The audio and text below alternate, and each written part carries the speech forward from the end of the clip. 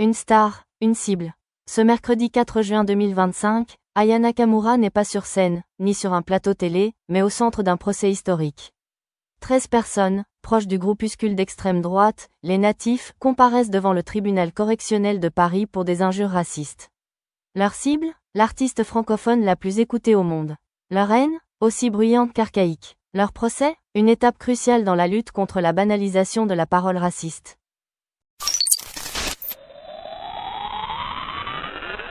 Tout commence en mars 2024, quand la presse révèle qu'Aya Nakamura pourrait se produire à la cérémonie d'ouverture des Jeux Olympiques de Paris.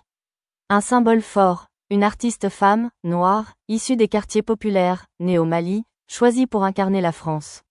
Sur la scène, devant le monde entier.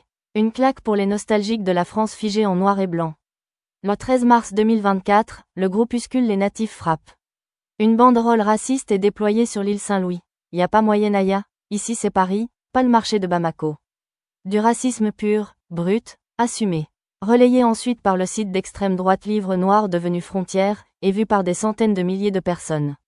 À ce stade, on est plus proche de Zemmour version Reddit que d'un débat d'idées. Le parquet de Paris réagit vite. L'enquête est confiée à l'OCLCH, la police anti-haine.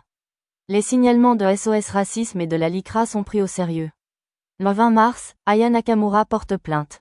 Et ce mercredi 4 juin, le procès s'ouvre. 13 prévenus, dont 3 femmes. Tous jeunes, entre 20 et 31 ans. Des profils, étonnamment bien intégrés dans les institutions. Bah ouais, parce que l'extrême droite aujourd'hui, c'est plus Doc Martens et crâne rasé. C'est costard-cravate, badge d'Assemblée nationale et compte LinkedIn à jour. Antoine G., juriste et porte-parole du groupe. Édouard Monsieur, cadre financier, chef des Natifs. Capucine C., ancienne collaboratrice parlementaire d'un élu RN. Et Marine de C., sœur du fondateur des Zouaves de Paris, autre groupuscule dissous pour violence. Un joli chevaux de l'extrême droite 2.0, le racisme en costard, le militantisme identitaire sur Canva Pro, et la haine qui se cache derrière des PowerPoints bien faits. Ce procès, c'est bien plus que l'affaire d'une star insultée. C'est un signal envoyé à toute une génération.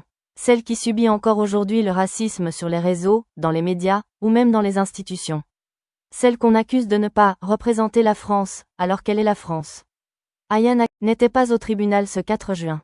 Mais son nom, son image, sa voix, étaient partout. Ce procès, c'est une réponse à tous ceux qui veulent effacer, rabaisser ou remplacer. C'est une claque juridique à la banalisation de la haine.